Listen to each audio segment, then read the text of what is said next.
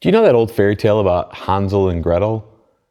It dates back, I didn't know this, but it dates back to like the 1300s, 800 years ago, 900 years ago.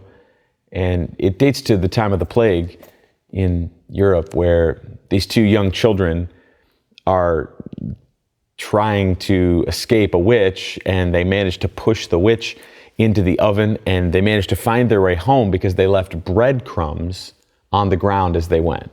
The way the story goes is they dropped little pieces of bread as they had gone on their journey so that they could follow them their way home. Sometimes you need to drop little reminders to help you remember where you've come from and help you remember where you're going. That's what today's message is about. We're in a series of messages called He's Making Lemonade, stories from Naomi, Ruth, Joseph, and Romans 8:28. And this is the second part of that series today. And this message is called Watch for the Breadcrumbs. Breadcrumbs are small signals of the direction to take. Small signals of the directions to take. And I want to show you in the Bible today, in the book of Ruth, we're going to look at the second section of the story. I think you're going to see in Naomi and Ruth in this story an ability to watch for the breadcrumbs. Let me read a little bit of what we're going after. Then she arose with her daughters-in-law to return from the country of Moab. This is Ruth chapter 1 and verse 6. For she had heard in the fields of Moab that the Lord had visited his people and given them food. That right there doesn't solve where Naomi is in life. As we talked about last week, if you were with us, she has no husband. Naomi's husband's dead. Her sons are dead. She's in a foreign land. God appears to be judging her greatly and harshly. She has no good future to look towards. And if you're anything like me, when you get to a spot where you're on your back, you're down and out, or if someone around you, life is collapsing in on them, they're going through divorce, they're going through bankruptcy, they're going through cancer, they're going through existential longing and uncertainty. Whenever we get into those spots, we have this temptation, this desire to hope for, to pray for, to preach towards the miracle moment. You know, the miracle moment where all of a sudden everything changes and it all goes right at once. You know, the miracle moment is we pray, God, will you heal my bankruptcy by helping me win the Powerball? God, will you heal my divorce by the perfect person comes into my life when I'm walking down the street? God, will you heal my relationship by miraculously waking the other person up in the middle of the night and they just come and they cry and they say, I'm so sorry. Those are the miracle moments, but those are few and far between, if we're being honest. And often in waiting for a miracle moment, we miss small supernatural kindnesses God is showing us all the time. Often in our desire for the big miracle, we miss out on the small stuff. Kristen and I went through a really difficult time, my wife and I, a few years ago, when first I was really struggling in kind of a mental health crisis kind of thing. And then after that, I was out of a job for a while, and we were trying to figure out where our family was going to go and what was going to happen next. And it was a really difficult time. And my wife started talking about these little breadcrumb moments. There was this one night when I wasn't home, and these friends, but not good friends, just showed up at our house with dinner and said, Kristen, why don't you go do what you need to do for a little while and we'll take care of the kids. It was this little breadcrumb moment. There was a friend from across the country who a check came from him in the mail and said, hey, I know you're going through a hard time. Maybe this can help. It wasn't everything we needed, but it was this little, do you see it? Like this little breadcrumb kind of thing. I remember a little time after that, I was going to school in California, and a professor that I had put me up for a scholarship that paid for an entire semester of my education. Without me even knowing it, I just got it in the mail one day. Next semester is paid for. It's this breadcrumb that was a path that I could follow down, that God was with me, God was in control, God was doing good things even when the big things were still broken. I was driving by a church one day when I was living in California, and I saw it was kind of a cool looking building with I thought kind of a cool looking sign, and I looked at the pastor on Instagram and sent him a message and said, hey, I'm a new pastor in town, I'd love to get together for coffee sometime, if you'd be up for it. And I sent a few of those, and a bunch of them I didn't get responses on, but on this one, man, this guy's become one of my closest friends in the world, Pastor Israel Campbell. He preached in our church actually this summer. These little moments, if we're not paying attention, are a trail that we can follow to keep trusting God even when times are difficult. I want to show you a bunch of them in Ruth chapter 1. Like I said, she arose with her daughters-in-law to return from the country of Moab, for she had heard in the fields of Moab. There's one. I want to show it to him. That's a breadcrumb. She was in the fields of Moab, and somehow she heard. Now, she wasn't holding a cell phone in her hand. She didn't look and see on her Twitter, oh, wow, there's food back in Israel again. She wasn't listening to a podcast. She wasn't getting a newsletter on agrarian updates from the agricultural world of Israel. Somehow, word made it from a country that hated to another country that hated. It's like if all of a sudden someone walked you up on the street and said, did you hear about what's going on in North Korea today? And you said, how do you know? And they said, well, I was just there. Like, this doesn't happen. It's a miracle. For she had heard in the fields of Moab, miracle, that the Lord had visited his people. That word there, visited, is the idea of to muster troops for battle. God had shown up in power to his people again. At the start of the story, God was disciplining his people for their lack of belief. The word that made it to her in the fields was, God is back coming through in a tangible way for the people of Israel. There's two little miracles. She heard in the fields, and God was with his people again and was giving them food. This idea there that God had visited the people was like it was time to get with the program, was kind of the idea. It's like the way things work in our house is we tell the boys, 12, 10, and 8 years old, it's time for bed.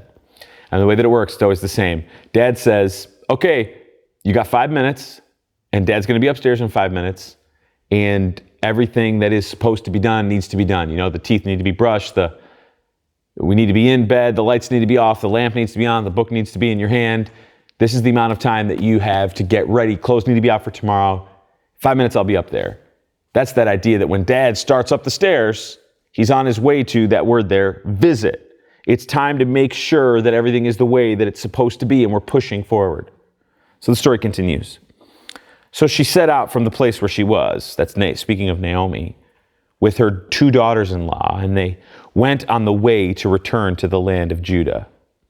Now just remember again that in this time period, they weren't going to O'Hare, they weren't getting, they didn't call an Uber, they weren't getting on a train. If they were going to go from one country to another country, and they were poor widows, how were they getting there? They were walking. And they set out on this journey, but then Naomi, verse 8, said to her 2 daughters-in-law, somehow, some way into the journey, they had already left where they were from, but an amount of time had passed, and she finally worked up the courage to say, go, return each of you to your mother's house. And may the Lord deal kindly with you as you've dealt with the dead, speaking of their husbands who had died, and with me. The Lord grant that you may find rest, each of you, in the house of her husband. Meaning, she's saying, I hope that you'll find someone else. Then she kissed them, and they lifted up their voices and wept. Naomi's having second thoughts. Have you ever made a decision and then had second thoughts? Like, you went to a school for college, but by Columbus Day, you wanted to transfer. I hope this didn't happen. Maybe you were on your honeymoon and you realized, oh boy, I made a big mistake.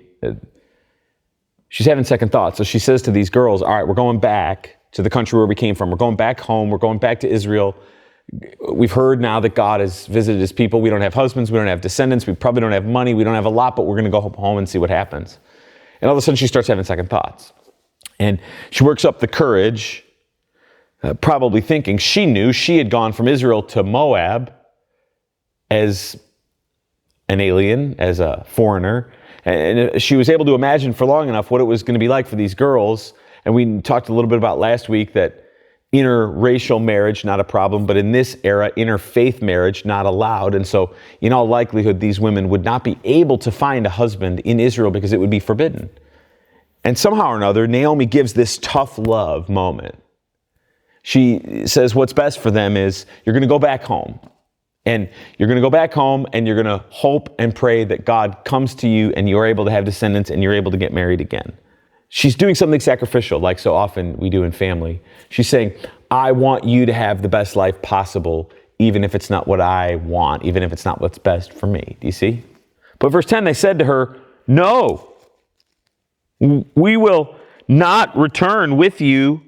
No, we will return with you to your people. They said, no, we're not going to do that. We're going to go with you. They were not going to be deferential. They were completely abandoning their country, their people, their experience of life. And they were saying, we're going where you're going. We're going with you where you're going. They're saying, we will not abandon you. But Naomi said, verse 11, which right there, by the way, that's another breadcrumb, wouldn't you say? Have you ever kind of like noticed that we're usually pretty good at going with obligation unless we're let off the hook? You know, like if you're out for dinner with somebody and they say, let me get the check. And you say, no, let me get the check. And then if they come back and say, no, let me get the check, usually you're like, well, I mean, okay. We usually put up a good fight about kind of like being the good person, but if given the chance, we'll usually do what's best for ourselves. It is a breadcrumb, a miracle, that these women said to Naomi, we will not leave you, when they were given the chance to leave her. But Naomi said, turn back, my daughters. Why would you go with me? Listen to this. She says, have I sons in my womb still, that they may become your husbands? Turn back, my daughters. Go your way, for I am too old to have a husband. And if I should say I have hope, even if I should have a husband this night and have sons, would you therefore wait till they're grown and refrain from marrying, she says? No, my daughters. It is exceedingly bitter to me for your sake that the hand of the Lord has gone out against me. She says, I can't give you what you need. Now, in our modern ears, it can sound so minimizing, right? Like that the only thing these women would care about is, can I get married again and have a child? We live in a generation in time where the choice for women to live the lives that they would like to, the choice that they have to pursue after career, to pursue after all kinds of things is celebrated, and rightly so. But in this culture, in this time, the best opportunity that a woman had for significance was husband and children and to run an excellent household.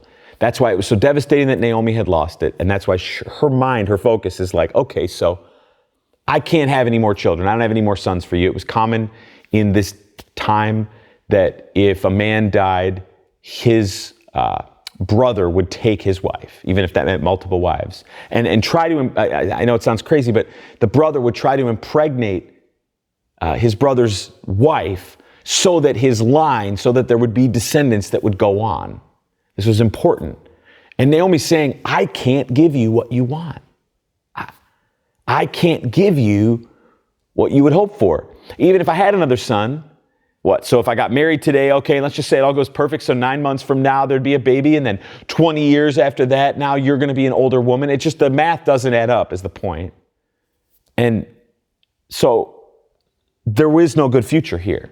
So she's saying, I can't give you a good future. Maybe you can have one if you go home. Her question may sound silly, but it's serious. And this phrase here, I want to draw your attention to this phrase as she's talking, where she says, for it is exceedingly bitter to me for your sake. It's really hard to translate. It's like a jumble of words that maybe was an idiom of the time that we don't have a great way of translating. The original words, if you just translate them literally in that phrase, would be, for bitter to me, much for you. For bitter to me, much for you. And our best way of kind of unjumbling that is she's basically saying, haven't you figured out yet that whatever is going on with me is contagious? She's saying, have you figured out that I'm cursed? God didn't give me what I wanted. My life isn't going the way that it should. Have you not figured out yet that by getting mixed up with my family, things are broken? I wonder, have you ever been so down that you honestly felt like, we've spent a year and a half now understanding what it's like to be contagious, haven't we? And the lengths that we go to try to protect other people when we're contagious so that they don't catch what we have. We do that with disease. But have you ever felt like that socially? Have you ever felt like your life was going so bad that you didn't want other people to have to be associated with you, or you were nervous, if I call, is she going to pick up the phone this time? I wonder, are they going to push me out of the group? Am I going to be out of the club? Am I going to be off the radar? Like that feeling Naomi's saying is, whatever's going on with me is so bad that the best I can offer to you is get as far away from me as you can, because maybe you won't catch whatever I've got. Just think about the sadness and the despair. Like we talked about last week, Naomi had enough faith to arise and to go back to trust that God was going to have food and it was going to be okay. But at the same time, like, it's not going very good all of a sudden. And she says to them, go. Haven't you figured out yet that what's going on with me is contagious? It's interesting. The same person who just a couple verses earlier, Naomi, was imploring Yahweh to bless these women and to come through for them. The same woman was now saying something like, God didn't come through for me, but I'm hoping he'll do it for you. That's a place of despair that if you're in today, I want to try to just pull you out of for a moment. Do you have faith that God could work in other people, but you no longer have faith for yourself? Do you line up the divorces, the bad parenting choices, the business failures, the embarrassing revelation, the mistakes that you made? Do you line those all up and then kind of look at the whole situation and say to yourself, it's not going to work out for me. Maybe it could work out for you. I know it sounds trite today, but it's true that if you're not dead, God's not done. And no matter how broken it may seem, sure, the pieces may not come back together in the way that you would have hoped, but Naomi here is saying, get away from me. I don't want you to end up where I have ended up. Do you hope for others what you no longer believe for yourself? That's a different way of saying it. And so verse 14, back to the text, they lifted up their voices and wept again. This is like she keeps saying, get away, go. And now there's two of them. Orpah kissed her mother-in-law, implied being she kissed her and then left and went back to Moab. But Ruth clung to her. That word there, clung, is this idea of to refuse to let go of. So Orpah's now said, okay, I'll go. And Ruth is refusing. It's the way the text is written. It sounds like she's physically holding on to her to make clear that she's not going to leave. Maybe you heard some clanging a second ago. My daughter, 4 years old, Felicity, she's here somewhere today in the building while we're shooting this. And she, like a lot of kids her age, has this one toy that is kind of like her safety thing. It's a little stuffed bunny, and its name is Bun-a-Bun. Bun-a-Bun. Bun-a-Bun. And we're not going to sleep without Bun-a-Bun.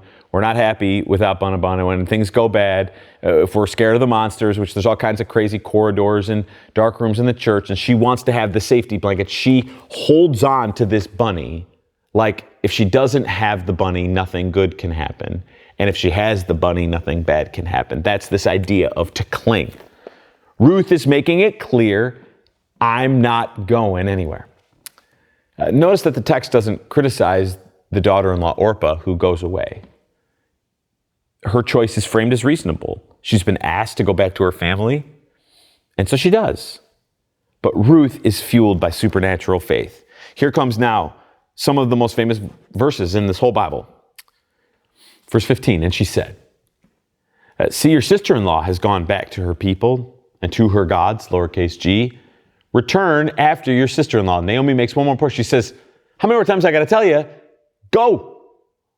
But Ruth said, do not urge me to leave you or to return from following you. For where you go, I will go, and where you lodge, I will lodge, and your people shall be my people, and your God, my God. Where you die, I will die, and there I will be buried.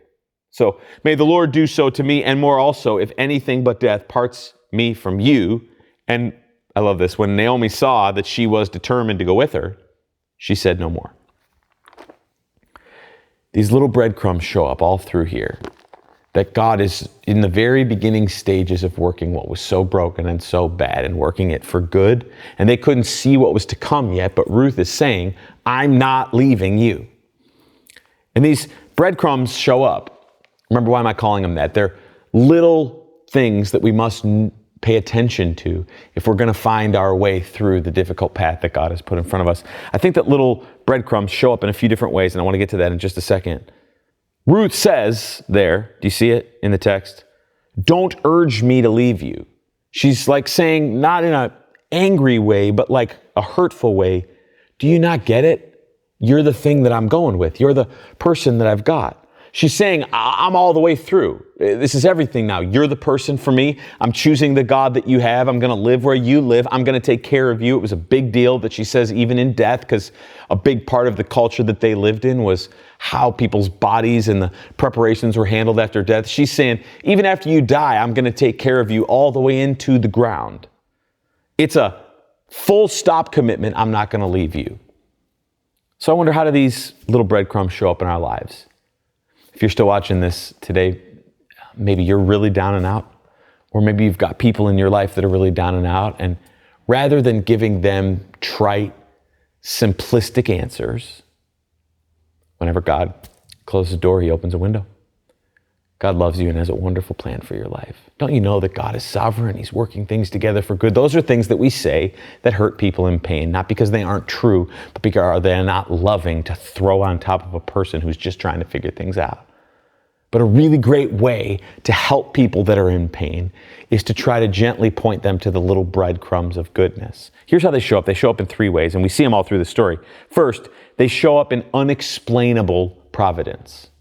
Sometimes little things happen that cannot be rationally explained.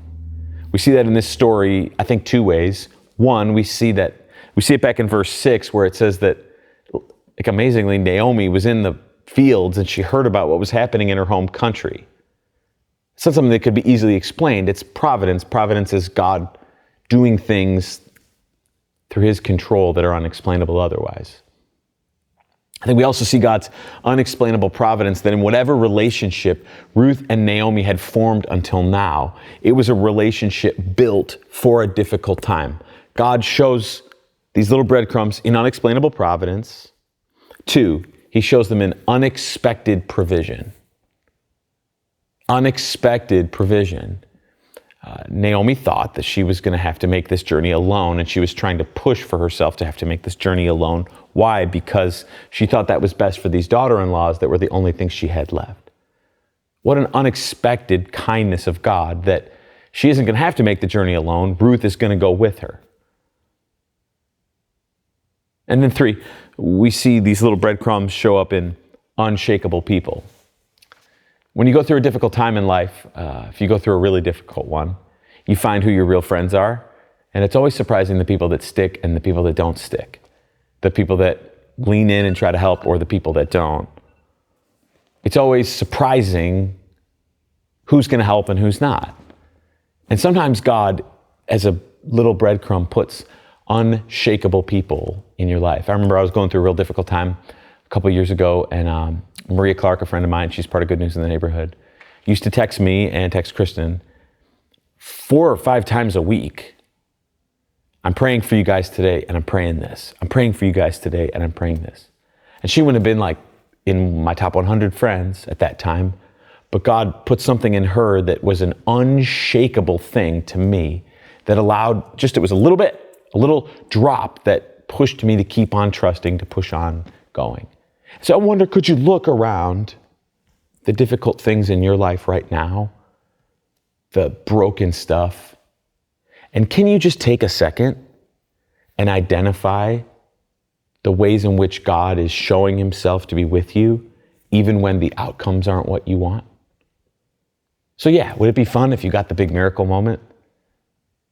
You win the Powerball, a perfect person comes, marriage magically restored, children supernaturally fixed, business all of a sudden explodes in a good way? Sure.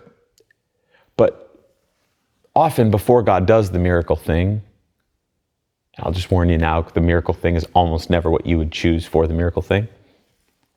Often when God does that, he starts with these little things that we must take great care to pay attention to. Are you watching and noting the little good things God is doing? So where are you showing up? Where is God showing up with unexplainable providence? I've had so many things like this happen to me in the last year, where you go to a coffee shop and there's a person that is so excited to hear about the church and wants to come and be part of it. Or when I lived in California, God, through a long story I won't tell now, got our family into this one public school in town that was outside of the lines where we probably should have been. And there was this amazing friend that I made there who I still talk to this day, who was a gift for me and for our boys during the COVID time when we were in California. These little things where you say, so I could call it a coincidence, but a coincidence implies that there's nothing to it. It's just random.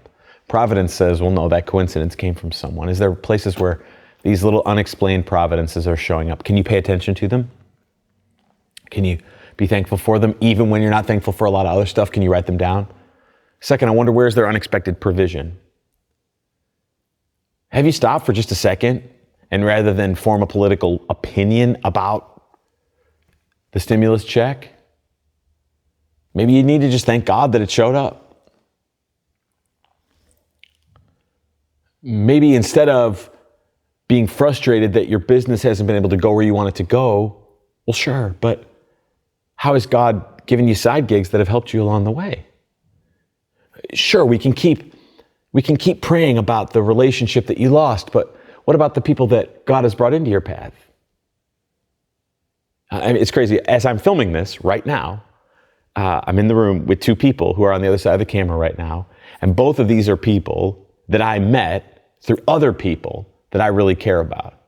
I didn't do anything. They're truly unexpected provisions to help us as we're building the church. And it's so easy to think, why didn't I get all of the things I wanted? And that can blind us from being thankful for these little, I didn't see that coming. Wow, I didn't see that coming. Wow, kind of moments. And then 3, are you noticing the people that are unshakable? Are you pointing out to the person that you know, yes, I'm so sorry. I had a conversation today with someone who is going through a divorce, and we talked about that. And then I also said to this person, it's a woman, I said, do you have some people around you who've been with you even through the difficult time? And she said yes, and just went, name, name, name. These are the little things that we must choose to pay attention to and to grab onto and to not take for granted. These are the things that we must grab onto and hold onto in between when life throws us lemons and when we see that God is making lemonade. There's this in-between part. I've heard it said that it's in between the promise and the payoff. There's this difficult thing called process, that in between God said and God did, it's usually God is silent. In between, it will happen and it happened is it hurts, that middle part. Simple. Can you pay attention to the good things that God is doing right around you today? I pray that you can. In Jesus' name, amen.